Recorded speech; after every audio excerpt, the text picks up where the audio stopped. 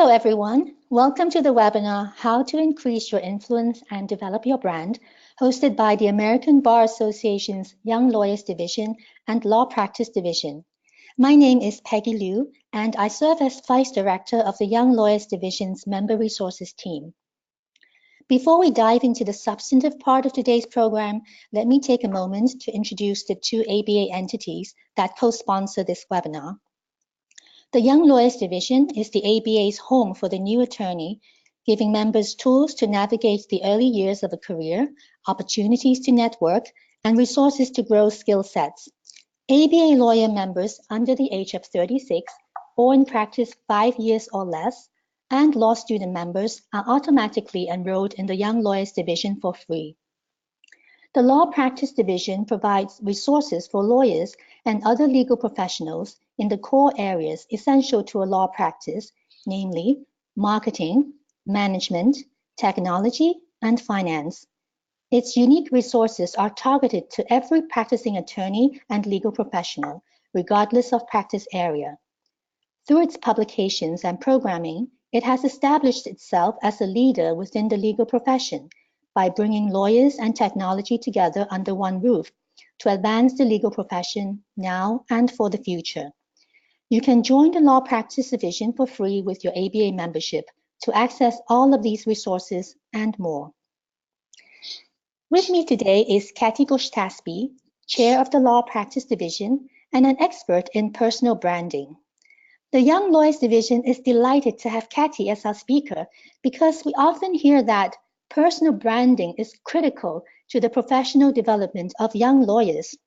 While many young lawyers may be doing outstanding work in their jobs, when it comes to marketing themselves, sometimes they are at a loss. Selling is a dreaded word. Many went to law school thinking that they can avoid one area of work, sales. Now it looks like it's back to square one. Well, today we are very excited that Katy will be sharing her insights with us on how to develop our unique personal brands. Audience, if you have any questions about this topic, please send them in anytime during the program. We will be fielding them during the presentation as well as at the end. Now let's get started. Katy, take it away. Thank you, Peggy. Thank you, everyone, for having me here today. I'm excited to go through this material with you, and I'm excited for what you're going to do with it.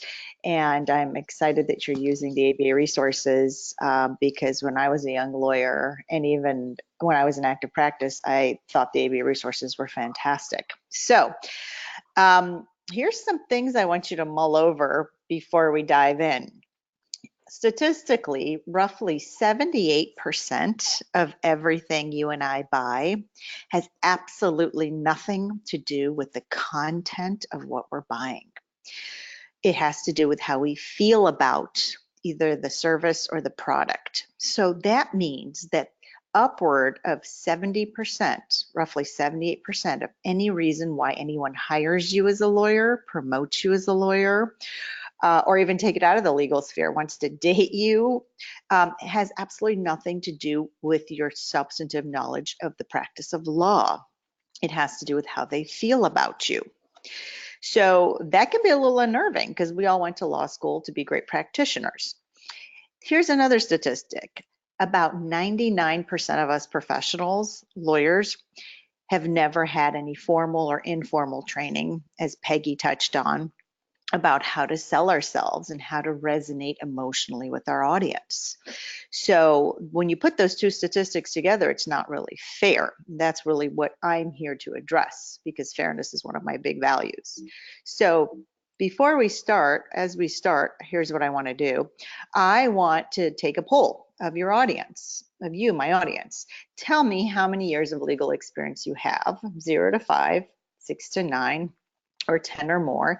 And why that becomes important is that what you know and the experiences you've had is based on how many years you've been practicing law.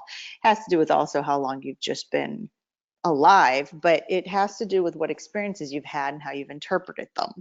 So we're gonna, let's see. All right, so 52% are 10 years or more. That's Fabulous. Welcome. And the other number then is 0 to 5 years at 43%. Awesome. All right, wonderful. Thank you for letting me know who my audience is today. I appreciate it. So look, we've got an hour here together today. And in that hour, my most important goal for you is to have at least 3 takeaways, one of which you can run and implement right away into your practice in order to see the results that you want to get. And I really want you to think about why you're here. What do you have at stake? What is keeping you up at night? And my only ask is, at the very end of this webinar, that you share some feedback with me when I ask you to. And you can say yes or you can say no to the options I give you, but just don't say maybe, and give me your feedback. Does that sound fair? I know you guys can't respond, but I'm hoping that that sounds fair to you and that you will do that for me. All right, so moving on. Who am I? I think you need to know a little bit about me. Other than being chair of the ABA Law Practice Division, I am a former lawyer. I'm an immigrant. So we came to this country with 2 suitcases thinking we were going to stay for 2 weeks. So that was back when I was 6 years old, and I grew up in the Midwest, and I always wanted to be a lawyer because I always wanted to save the world. And I thought the practice of law was how I was going to save the world. And I had an outstanding career that I'm very grateful for, mostly in Washington, D.C. I was at the Securities and Exchange Commission. I was a federal lobbyist. I was at a major law firm, and then I went in-house in California. And then I changed careers because I decided that I wanted to do something very different for the legal profession and to support them differently, because people were always asking me my advice when I was practicing on how they could develop business and market themselves and basically develop influence and power through their brand. So I decided that that's really what people wanted from me, and why not give that to them? And here I am 12 years later. So you're an expert in what you do because of time, and I'm an expert in what I do because of my longevity in this area as well. And we all start in one place and we get to another. Here's the deal though. It took me years to master this material. I went through so many ups and downs of trying to figure out who I am and what I'm about. And I'm still going through that because we're all human and life goes on and we ebb and we flow. However, I took time to master this material, as painful as it was, and I don't want you to have to take all the time that I took. So I've developed shortcuts and I have tools, and that is my goal, that I can share these with you so you don't have to go through the agony that I went through. I truly changed careers to be of service to you guys, and I've been in your shoes. I've been there with the pressures and the timelines, the deadlines, and the uncertainty. I'm your advocate. I stand for your success with this material. This material is not hard. It's simple, but it's not easy, okay? Simple, but not easy. There's a big difference. As good lawyers, you know that.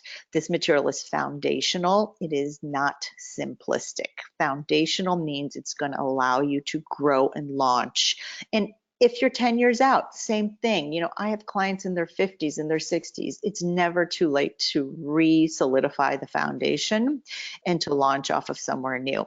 And there are no mistakes in my world with my material. You can't ever get it wrong. That's the beauty of it. It's just you're showing up and you're trying on something new, and that's courage. And we're going to talk about that too.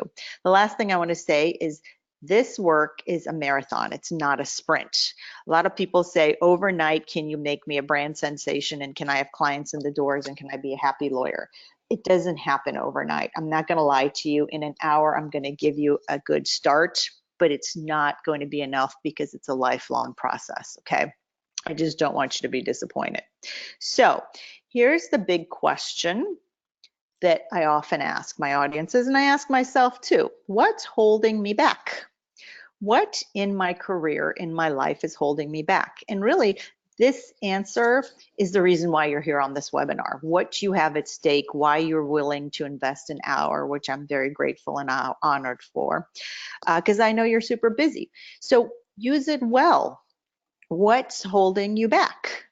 And think about, what are the reasons we limit ourselves from our own greatness in our practice of law? And as human beings, you can't divest the two. They're linked together. So what's holding you back? If you want, put it in the chat box and it'll get shared with the organizers and me, the panelist. And just think about it though, even if you don't want to share, it's just coming to me, it's not going anywhere else. But what holds you back? Why are you here on this webinar? And if you're going to say something like, I want a better website, that's okay, but I want you to know we're going back a little further and a little deeper and a little bigger. So I'm going to give you examples now. So just a few reasons that we limit ourselves from our own greatness. These are exactly what my clients say.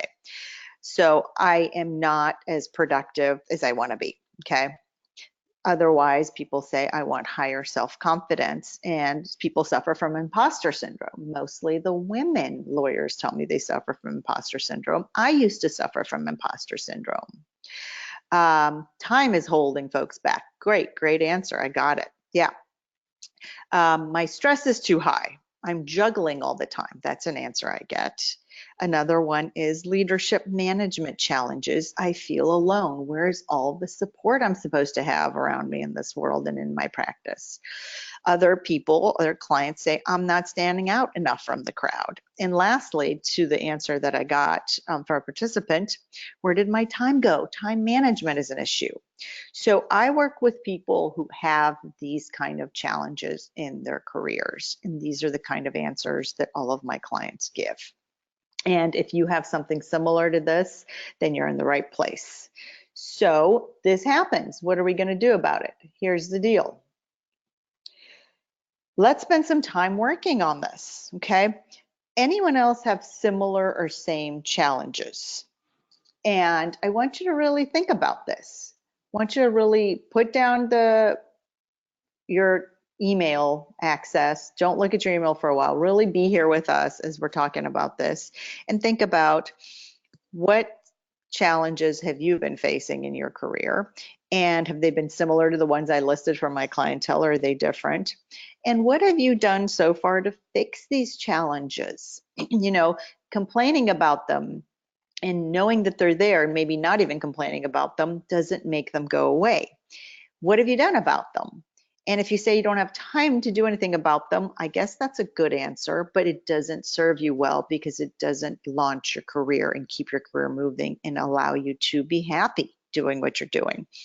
And whatever you've done for it, did it work? Did those changes you make a difference? Are you different as a result? And then what's been the impact on your legal career in your life? Really, what's been the cost of not doing anything about the challenges, like productivity, like time management, like stress and support and self-confidence? So does anyone have anything to share with us about this question? What you've been doing about it, what your challenge is, has it worked, and what's been the impact of the cost on your practice? I want you to think about that. All right.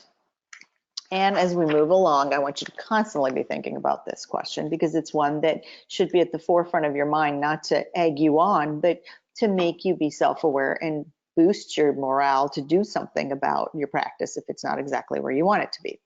So what if all of these challenges somehow disappeared? Would it be worth continuing this conversation we're having today, especially if you could get everything you want and need in your life in place?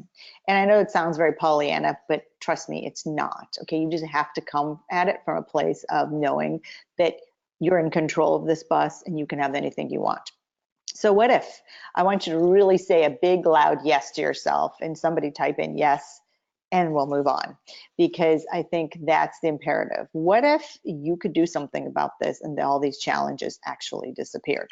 Okay, so that's what we're going to be working on today. Okay, so branding in and of itself is right-brained activity. The precise focus and nature of the type of work we do as lawyers does not allow us to reside in our right creative brain, okay? We are trained to be left brain linear analytical, good at processing abstract impressions, and A plus B equals C. That's what makes us good lawyers.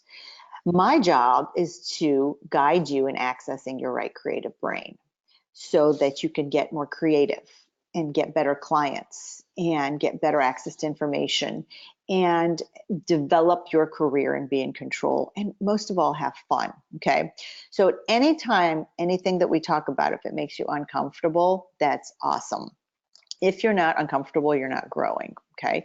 And remember, we're on a fun journey with friends, and I want you to try on this material like a coat. If you don't like what I'm saying at the end of the hour, take it off like a coat, leave it there, and walk away without the coat, okay?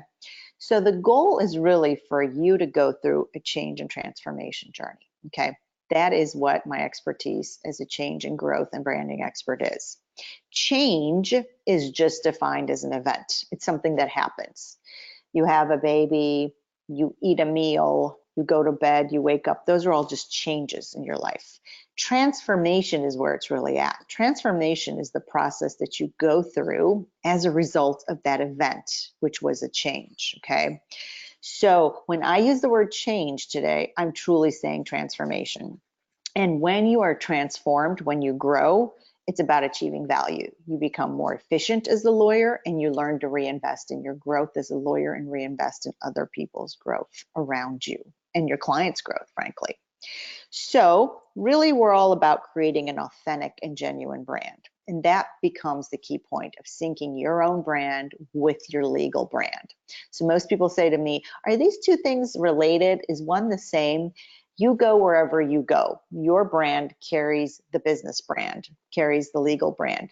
Don't confuse the two. I think 10 years ago, a lot of people used to ask me this question. Now it's less, but the firm brand is not your brand. Your brand is the firm brand. I'm hoping that makes sense. My job then, my natural talent, is to bring out the best in each of you and every employee so that everyone lives up to and represents the legal entity brand best. And why that's so important is because as lawyers, as people, we're not driven just by money. We're driven by more than just personal gain. And that means we have to bring our best selves to the game in order to represent the legal brand well, okay? And so here's what it looks like, guys. When we step back and look at it, here is what my diagram looks like. So your brand is the individual, the lawyer, the person is in the middle. You cannot separate who you are from your practice of law. You take yourself to work every day, you take your human to work every day. Around that though, what comprises your fabulous brand is the visual. We're not going to be talking about the visual today. We don't have enough time to go into all of this. Remember, it's a marathon, not a sprint. I'm just touching on the high points today to give you a good start. But the visual is about how you literally show up. The verbal, obviously what you say, which we're versed in well as lawyers. This is a different kind of talk. This is about the marketing end of it. The written, how you choose to represent your brand and the legal brand via writing. Again, we're very good as lawyers in writing, but I'm not talking about legal writing. And then the ERF, that's the emotional resonance factor. That is really what I want to highlight today because that's everything. Are you emotionally resonating with your audience? And I'm going to explain to you why that's so critically important. Okay. So that's the big picture, and that's what gives you a successful brand. I wanted you to see it up front in order to own it. So what's my mission? My mission truly, as we dive into this big picture, is to highlight what your specific talents and abilities are. What's that one thing that you're really, really good at, okay? So my natural talent is to pull that out from you. That's why I'm good at what I do. Second part of my mission is to identify and successfully remove your subconscious blocks to your success, okay? Everyone has some kind of subconscious block. I can't even say the word subconscious block to their legal success, okay? It is what holds you back. Remember the first slide I asked you about what's holding you back? All those answers my client gave about time and stress and imposter syndrome, those are all because of the subconscious blocks. And then the third goal of mine is to bring you greater clarity and consistency as a brand, and we're going to be talking about that here in a minute. All right. So there are three big benefits to developing your brand. First and foremost, it reduces your stress. If you're sitting there and telling me you're not stressed as a lawyer, I don't buy it. You're fooling yourself. I want you to really, really take accounting and be honest with yourself. We're all stressed. I am stressed. No one is impervious to this. I would never lie to you and say I don't have stressors in my life. Some days are worse than others. Knowing who you are gives you control and lets you allow the stress to subside. Second big benefit is identifying your natural talents and strengths. What is that thing that you're really good at, and how can you bring it to the legal practice? And it's not going to be about your legal practice. That's the beautiful thing. That's why I need you to open your mind and choose to see this stuff from a different angle, because your natural talent is not specifically tied to the practice of law, and that's what makes your brand so fabulous, because it adds to your legal knowledge. And the third benefit of developing your brand is it lets you shine and self-promote well. I don't know about you, but I grew up in a household, and I'm sure most of us did, where children were seen and not heard.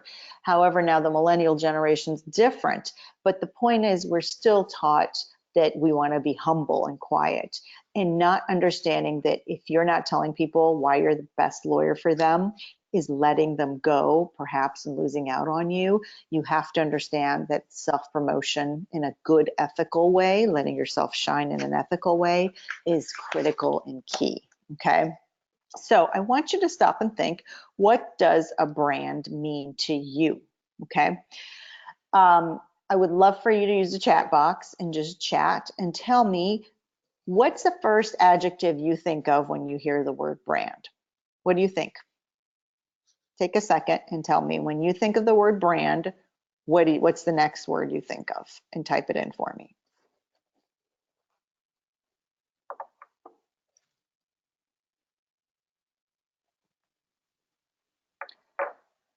Instant recognition, that's a good one. Logo, that's a good one. Yes, a lot of people actually pick logos. Trust, that's another good one. Image, that's another good one. So here's the deal. Powerful, that's another great one. A brand can mean many things to many people, and they're all legitimate. A lot of times people answer these questions by saying Nike, Starbucks, powerful brands that come top of mind. I want you to really start looking at the world through the lens of, what is that brand conveying? Everything can be a case study for you as you walk from your car to the office, or from your home to a restaurant. You should be thinking along the lines of what's working out there in the branding world and what's not, from your perception. Okay, so now I'm going to define it for you as I define it, and this is in the book that I sell through the American Bar Association, or the American Bar Association sells. A brand is an intangible collection of perceptions in the consumer's mind about a product or service, okay? So what is that perception? And it's about your service as a lawyer. It's also then a promise that you're setting to your consumer, to your end user, about your business and their expectations of it. So a promise to consumers that sets their expectations of you and your legal practice, okay? So that's what a brand is. If that's what a brand is, then there are two elements to this brand. First element is the tangible, the website, the logo, the tagline, all that stuff. That stuff is important, you guys, but it's not the most important thing. Again, what we're talking about is the intangible, the foundational stuff, that once you get the intangible down, the tangible becomes much easier to manage. You don't have to stretch so hard to make the website work, or the dialogue work with someone, or the logo work. So what's attributable to your intangible are two things, but they're indirectly attributable to your intangible brand, right? So it's the presence. It's not the gifts you give at Hanukkah or Christmas, but presence, P-R-E-S-E-N-C-E, how you show up. And it's also the message. So under intangible, we have your presence and your message, okay? So that's a brand, and those are the elements of a brand, the two. What exactly then is a personal brand? So as I defined it in my book, a personal brand is a three-part definition. Process of unearthing your most unique and relevant attributes. So what is truly unique about you, and what are those attributes? We need to know that. Second part of the definition then is, once you know what your unique and relevant attributes is, how are you going to communicate them consistently to your audience, okay? Consistency is very important, because if we're not consistently relaying our brand, then people don't trust us. They don't feel safe with us. And also, we're all over texted, over tweeted, over caffeinated. So are you coming at me consistently so I remember you? Okay, so There's 2 C's in brand development, clarity and consistency. Clarity is all about part 1 of the definition. Are you clear on who you are? If you're not clear on who you are, how are you going to sell it to me? And this is the uncomfortable part. People are like, I don't want to focus on me. I want to focus on external factors because it's less painful, right? However, it doesn't work. Because this 3-part definition, you have to go first and figure out who you are. You have to communicate it to your audience. And then how does the audience view what they're seeing about you? So it's really all about raising awareness, you guys. It's about you owning who you are and others' perception of you. And it may feel very uncomfortable, but remember I told you, you got to be brave and you got to sit in that discomfort because that's the only way this material is going to benefit you and the only way you're going to grow.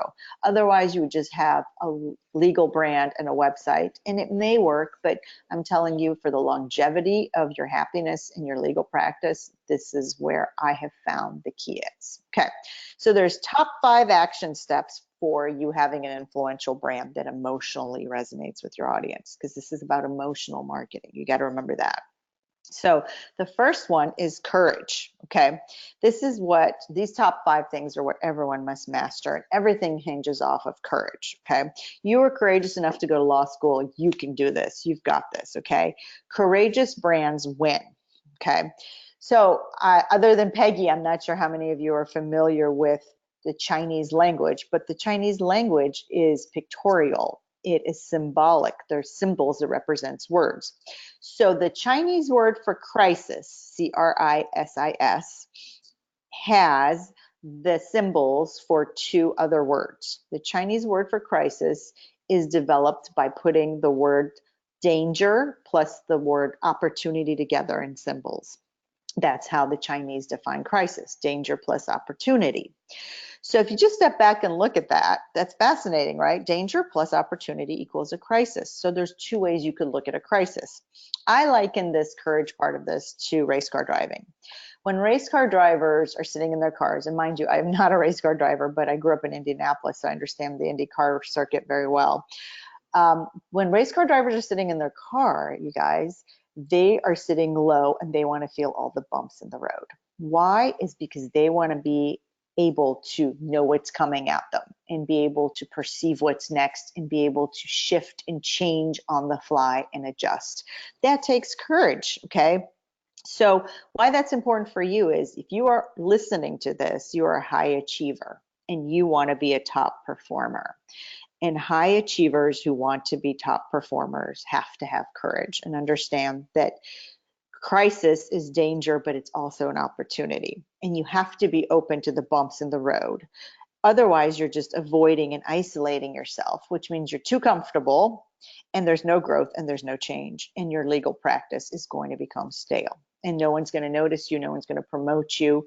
I mean, I'm not trying to make this dire. I am not dramatic at all, but we see it time and time again. Second top step is creativity, okay? So branding demands commitment to reinvention, okay? There's version 1.0, version 2.0, version 5.0. It's iterative, you guys. So wherever you're at is perfect. Don't think you're behind. Don't think, oh my gosh, I've been practicing 10 years. There's people on this webinar who are fresh out of law school. How come I'm just getting around to this stuff? Take it easy on yourself. This is about iterative process. Everyone's on their own timeline, okay? And the third action step is clarity. Okay, that's what I just got done talking about. Are you clear about who you are? So you are all so way ahead of the game, ahead of 99% of your colleagues for showing up to this webinar to gain clarity around who you are. Consistency, we already talked about that. That's part of the definition. And super important is control. Okay, control is so very important. 50% of our substance is what sells our brand, your legal knowledge. The other 50% is how people read you and perceive you and how you respond to a situation, and that's all about control. So let's talk about control because it's super important. And if you get uncomfortable, awesome. That means you're growing. So there's control versus controlling.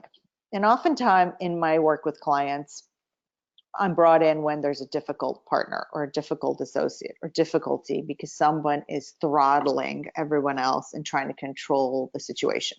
But they're not in control at that point, you guys. They're being controlling instead. There's a huge difference between actually having a brand and a legal career that's flourishing because you're in control versus being someone who is so anxious and so uptight and so nervous about failing that you take to controlling and exerting real influence, but not in a good way, just dumb power over people. That doesn't work, okay? So what is really important is to become a brand that sits back and inspires and leads and then controls and gets whatever you want out of the situation. That takes patience. Because if you think about it, if another party's brand is stronger than yours, then they're in control and you're not, okay? So you have to have patience with yourself. And by that, here's what I'm talking about. So when we go through any life change, there's a beginning, and then there's an end, and then there's something in the middle. So something happens in your life. Say you change firms, okay, or you quit your job, let's just say. There's an end there, right? You're no longer working there. And then there's this period of time, this void, I call it, where it's so uncomfortable. You're either looking for a job or you're trying to figure out what to do, or maybe you're just waiting for the new job to start. It's a void. Most often it's uncomfortable. And then there's a beginning. You're starting something new. And maybe some of you on this webinar are going through that process, but I guarantee you this could happen with anything in your life. It doesn't even have to be tied to your legal career. But the point is you have to have patience with that void and stay in self-control, okay? That's the most critical part of this. The only control we can ever exert in order to have an influential and powerful brand and get all the results of everything we want out of our career is self-control. So know what matters most to you. And this stuff is painful. I'm not saying this is easy. The practice of law is easy compared to this stuff, but it's simple but not easy, but you're here and you got this. You've got to be able to manage yourself before others, right? So what are the things about me that I could do better, okay? Could I be doing time management better, anger management better, stress management better, kindness better, be spending more time with my family? What is that? Ooh, it feels uncomfortable. I get that. And are you taking responsibility for your actions and your emotions, really, frankly? Because if I have to be responsible for you, then I'm in control of you, and that should feel really awful. And are you doing everything in moderation? I know in the legal profession, Bob Carlson and I have spent a lot of time talking about addictions and whatnot. Whenever we don't have self-control, we try to moderate and feel better through external factors, but really it's all about moderation. That's not what I'm here to talk about. You all know that. So self-control is critical.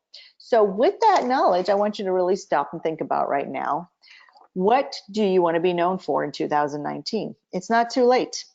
You can set yourself a branding goal right here on this webinar. We spent a lot of time with our clients evolving this, and I work with everyone to make sure their goal is true to their brand. But for right now, you got a good start. You've had enough information to really sit and think about, what do you want to be known for in 2019? It's only June.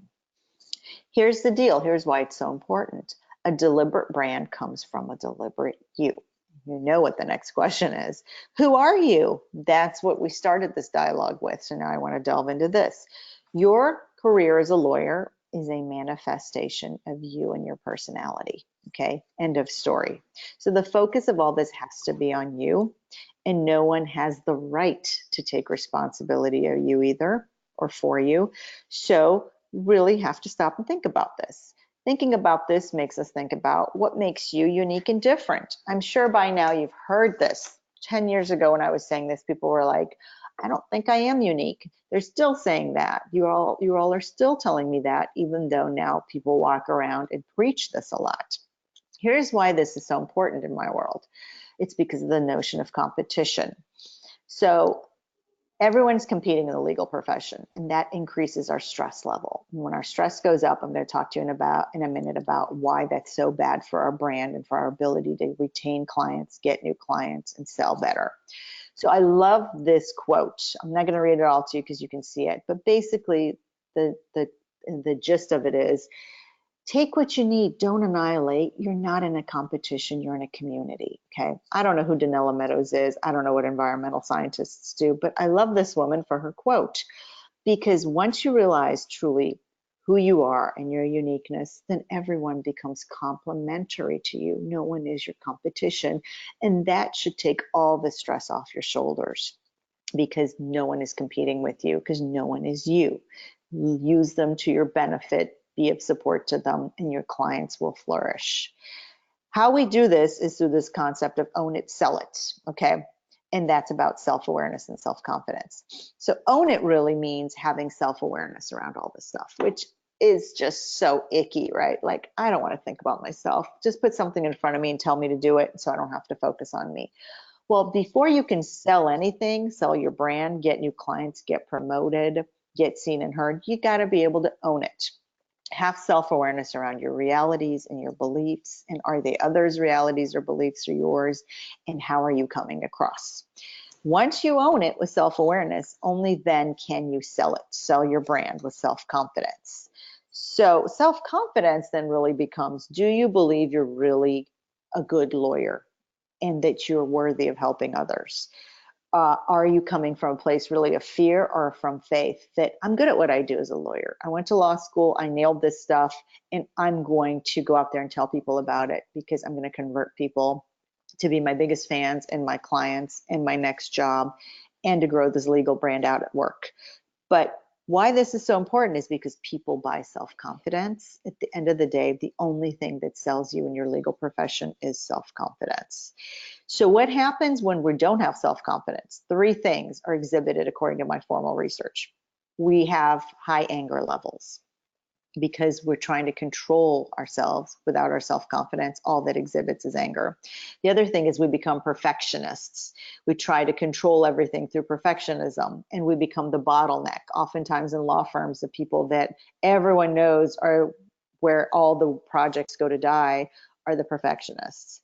And the third thing is paralysis. Once we become angry, then we become perfect, then we just give up and apathy sets in and we go into paralysis.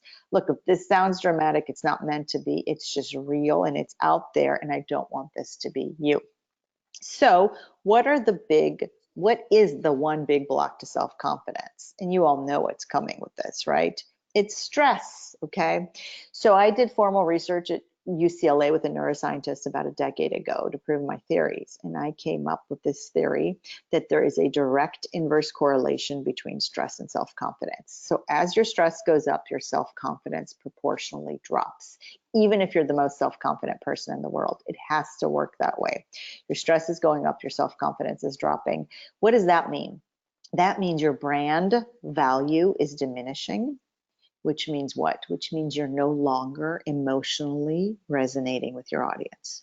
Whether you're trying to get the partner charged to notice you, whether you're trying to grow the brand of the firm, whether you're trying to get the client, whether you're trying to get a referral, get a date, be a good spouse, it doesn't matter. At that point, you're not emotionally resonating. And so nothing is working for you. And if any of you want the formal research summary that I have, you're not going to want the full some research because it's boring, but the summary might be of interest to you. Just email me at the end and I'm happy to share the research summary. It's also on my website. All right, so then the question around this becomes, how does your stress impact the way you come across to others? Okay, this is something that might make you really uncomfortable because you're like, oh, I don't want to think about this. I don't want to look at this. It's so uncomfortable. But this is something that we really work on in branding boot camp. We really look at how does your stress impact the way you come across to others, and we experiment with it, and you work in a group together around it, and you get to go out there and come back and respond with what worked and what didn't. And one-on-one, I work with you on this because it's so important. Why it's so important beyond the obvious is likability. When I was a lobbyist on Capitol Hill, the presidential elections, the biggest poll we looked at was the likability factor. Was his ratings up or was his ratings down, or her ratings?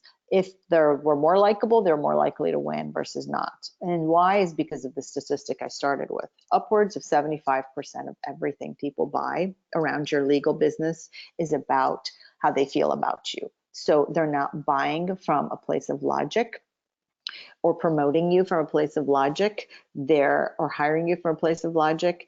They're doing it emotionally to express their values. And there's only one emotion that really truly sells. And we're going to talk about that in a minute. So for now, I want you to think about, are people moved to buy you? by you, and then your legal practice. So do you move me? Are you likable? Because I'm buying from emotion, because emotions influence and they're contagious. And this is not anything we were taught in law school. Unless you come from a marketing background, you are not taught this, which is, I have a finance and accounting undergrad. I just so happen this is my natural talent, okay? But I want you to get this. Why? Because the products industry is a master of this. They figured it out and they're selling to us this way, you guys. They know where it's at. So the only emotion that sells is happiness, okay? I am not asking for you to be a cheerleader with pom-poms. I am just asking for you to be 1 degree happier than the next guy that you're trying to influence or sit in a meeting across from and get results from or get hired. So how does Coca-Cola do this? Check it out, you guys. Coca-Cola's tagline, one of them, drink happiness. I had another one that was open happiness too. Starbucks are geniuses at this. This is what coffee looks like when you put your heart into it. Oh, isn't that nice? Also, hints of cinnamon and nutmeg mixed with joy. This was holiday 2012, I want to say. This is why we all spend $4 on a 10-cent cup of coffee. End of story, okay? If Starbucks can do it, you can do this. And Lilly Pulitzer, I don't know how many of you are familiar with Lilly Pulitzer dresses. They're about, I would say, $10 dresses. That's the cost to make them, that she sells for upward of $100. That's a huge margin, you guys. And it's because my dresses make people happy. And then there's the granddaddy of them all, Zappos. Zappos does not deliver shoes. They deliver what? They deliver happiness, right? And the best known brand in the world, you guessed it, Mickey Mouse, Disney, because it's the happiest place on earth. So I am not asking you to go out there and do crazy stuff. I want you to be a powerful, present, respectful lawyer. I want you to have more respect and more power by understanding this fundamentally, that this is what sells your business. So do you and your legal brand, and that is about you, not just the law firm logo. Do you sell happiness at some level? Okay. Again, not looking for you to be like smiling and acting like a fool and a clown, but at some level, are you happier? And I get a lot of questions right about now from divorce lawyers, for instance, that say, I don't have a very happy practice. I get that, but should I hire you as my lawyer or the next guy? Because I'm going through a tough divorce and I want someone who emotionally resonates with me. If I'm going to have to pay you $500 an hour, I might as well pay someone that's happier than me, okay? That brings some positivity and some optimism and is unique and is interesting for me to have to deal with, okay? That's what I'm saying. Because the big goal is for you to have a positive client experience and success and happiness. And that is about the emotional resonance of all this material, okay? And that is what's critically important. So at this point, I've given you a ton of information and you're probably like, what in the heck is she talking about? This is not what we learned in law school. This defies my entire left linear brain. And here's what I want. I want you to now, do you remember at the very beginning, we made a promise to each other. I asked you, I'm gonna ask you for feedback. That's all I want from you. And I want you to be able to be open to telling me what your takeaway was from today. And did you get value? What's that one thing that you learned today that you're going to take into your practice? What's that one thought that had never occurred to you?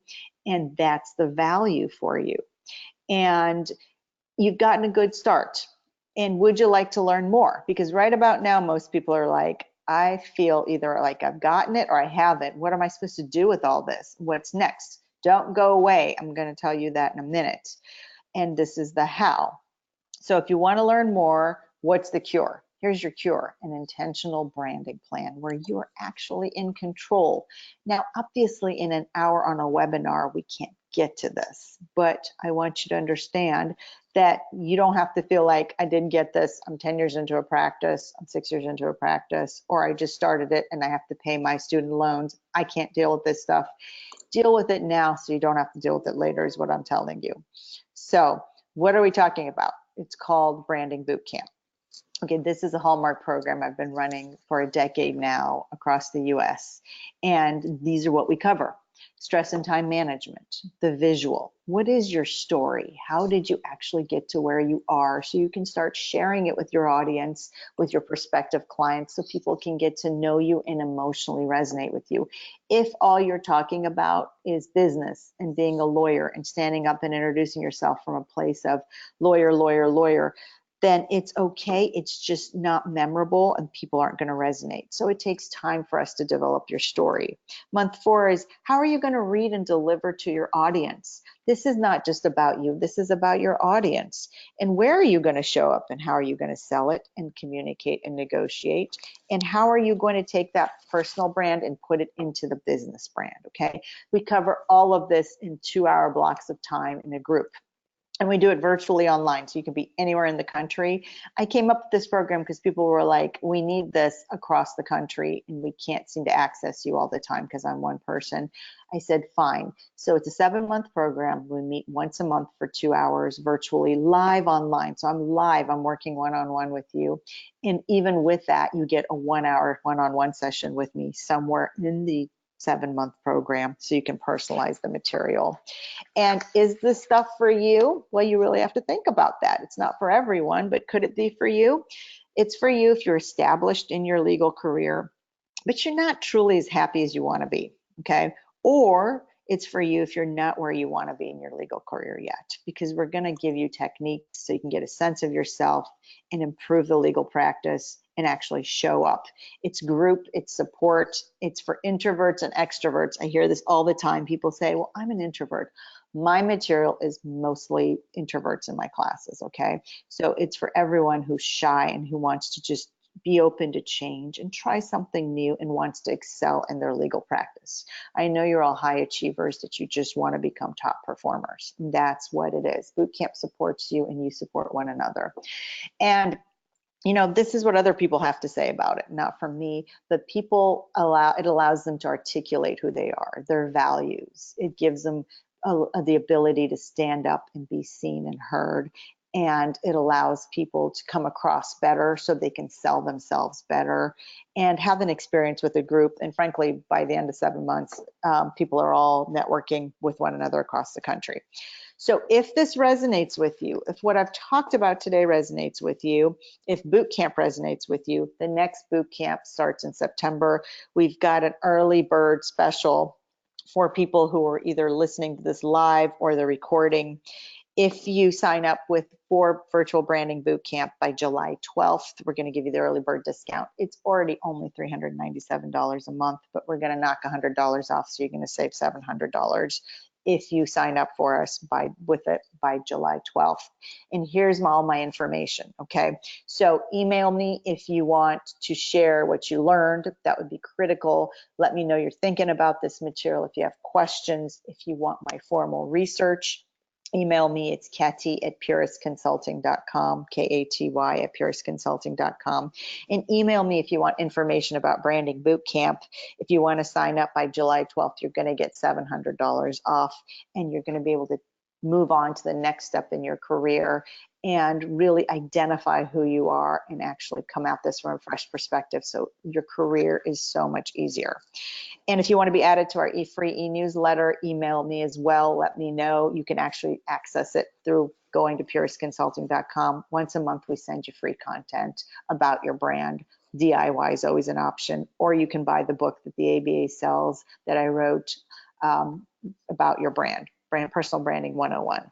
So now let's turn to Q&A. What questions do we have? Peggy. Thank you very much, Katy, for your presentation. Yeah, now let's get to the Q&A part of our program. We have a couple of participants who have made career transitions. For example, someone used to be a paralegal, but is now an attorney. Do you have any suggestions on how to rebrand oneself after a career change? Excellent question, Peggy. And it's a very likely scenario. People change careers. Look at me, I changed careers. The most important suggestion I have, and there's only so much time, I wish I could delve into it, and I'm happy to delve into it with whoever wants to email me and ask me their question. The most important thing is what we talked about today. You have to identify the reason you changed careers, why you went from being a paralegal to being a lawyer, for instance. because people need to really get that you did it deliberately, with intention, with control, and that you're not some lost soul out there who just jumps around. Because look, we extrapolate wrongly, right? We assume 1 + 1 = 2, but often 1 + 2 = 10. So that's the right creative part. So you may have changed careers for a very valid reason, but I may think, oh, this person's flighty, this person can't make up their mind, they can't service me well. That's very unjust, very unfair of me to make those assumptions, but we do make assumptions. So make sure you understand who you are and why you changed careers, and you can effectively, with clarity and consistently, relay that communication to me everywhere, so I can sense your passion for me and that you can service me well. Thank you. The next question appears to reflect the sentiments of many lawyers. While networking is very important, we don't want to give people the impression that we are targeting them for business. Any tips on how to network effectively? Absolutely. It's the one thing that we're all miserably failing at, including, I could be doing way better at it too, because of where we are in technology. Technology advances are fabulous, don't get me wrong, but we're over texted, over tweeted, over caffeinated. We're jittery. We have a very short attention span, and it comes across when we show up in network. So people can sense we're not all about them and that we don't really have an agenda other than our own. And you know what? At the end of the day, that's not true. I know for every single lawyer that I know that they're genuine and they want the best for their clients. They just don't know how to convey that. So when we're showing up somewhere networking, you have got to be able to be truly present. In Branding Bootcamp, every one of our clients develops 5 adjectives for how to access who they are and how to anchor themselves and how to show up well. And one of the adjectives a lot of people pick is present, because if you're not truly at that networking event and listening to that other person, they just don't feel you. They don't feel you're their biggest champ. They don't feel like you're referable. You're not even memorable for them, because your eyes are darting back and forth in your head and you're looking for the next best thing, or at least that's what they think. I'm not saying that's the truth, but that's what happens oftentimes. And you don't remember them. You don't really have a sense of why you're there. So networking with purpose for me is really, are you present and are you listening? We talk a lot as lawyers because we give advice and that's our job, but listening is active, it's non-judgmental, and it's such an important skill to develop, and we're losing it as a society instead of gaining it, unfortunately. So being present at those networking events and truly having a reason that you're there, and that reason not being you, that being of service to others, is the best way to show up and the best way to emotionally resonate with your audience at a networking event. Okay, moving right along. Assuming we have developed our personal brand, what are some concrete steps that we can take to add new clients and build a book of business? So once you've developed your brand, then it becomes a very intentional plan that you need to develop around your own brand, for where you're going to show up, when you're going to show up, how are you going to behave, and how often. I often see clients make the mistake of showing up a lot of places. And volume does not equal quality legal practice, okay? So I need you to really sit down and think about, where should I show up? How often am I going to be there? And why am I there? And don't waste your time showing up places. I often knock a lot of things off clients' lists. I'm like, this does not comport with your brand. This is not consistent with who you are and our goal for you for 12 months of what you want to do with your career. So showing up at the right places and listening and not saying as much. And then also, frankly, fees and your value become an issue.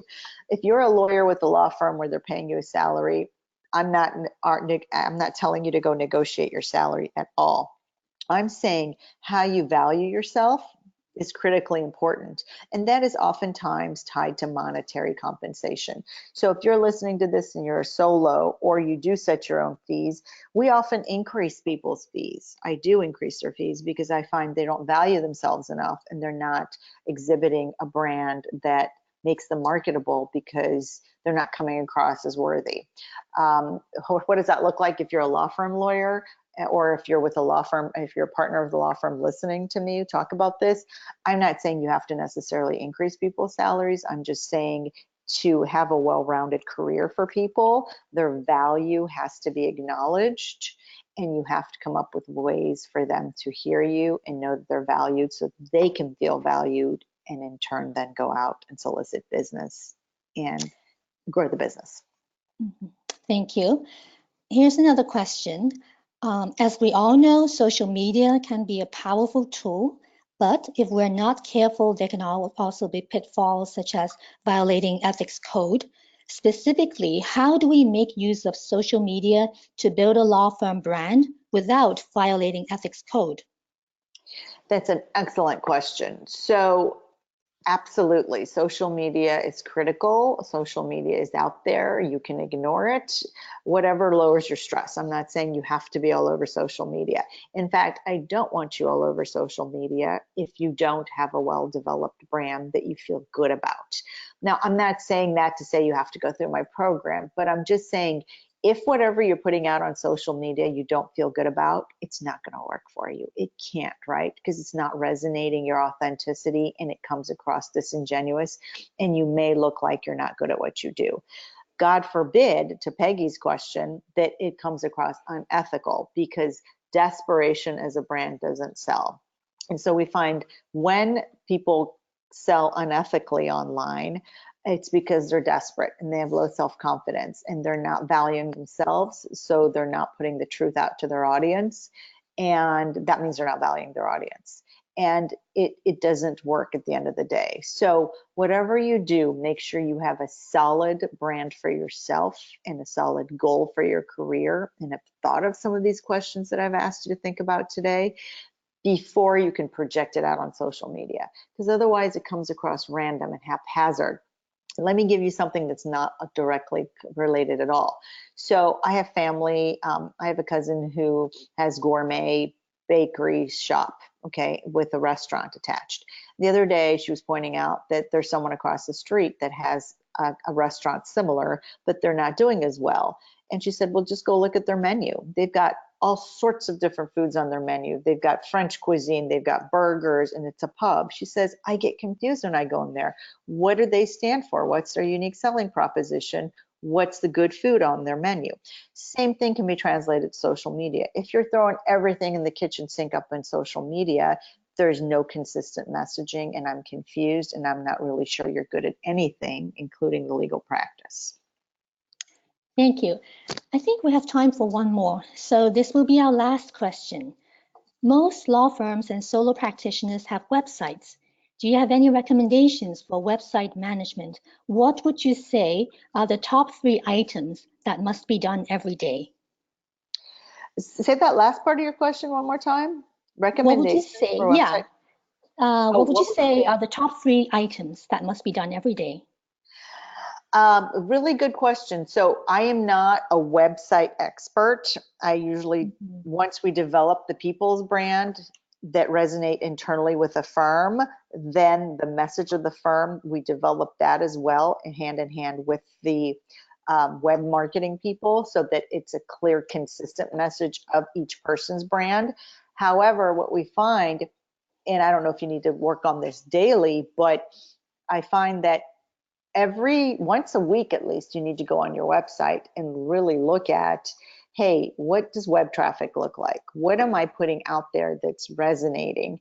And if I'm not, then why is it not working? Most people think that, oh, I have a website that's good enough. Now I'm going to turn to all the work I have on my plate. And I get it. I've been in your shoes. You've got deadlines, like you've got family. How many things can you focus on at the same time? I get it. However, you should have someone that's dedicated to this task. And all you have to tell them is, look on my website. Does it seem to match up with who I am and what we do for a living and what our clients say about us? Hopefully, ideally, you've surveyed your client at this time, which is what we cover in month 4 of Branding Bootcamp, so that the website actually has the look and feel of what your audience wants from you. So you're really looking at, does it match up to who I am? Does it answer all my audience's question? And if you're blogging, is it consistent? I mean, I sometimes go on people's websites, lawyers' website, and there's a blog from 2014. And so that just goes to show that they're not focused. That's what I wrongly make it to mean, and that they're not clear on what they want to say, and that they don't have time for me. They're just faking it. And that's not true, right? Because people do care. But I'm telling you, society draws the wrong conclusions. So you have to be very careful if you're using social media and your website so that it resonates you. Got it. Thank you. Well, we are at the top of the hour, and that means we're almost out of time. Before we wrap up, I would like to thank Katy for sharing her insights with us on how to develop our unique personal brands. Participants of this webinar should look for a follow-up email, which will be sent out shortly, summarizing the learning of this topic. In the meantime, just a quick reminder, please take a minute to complete the short survey. Your feedback is very important to us. We do hope that you have enjoyed this presentation on how to increase your influence and develop your brand. Thank you for joining us.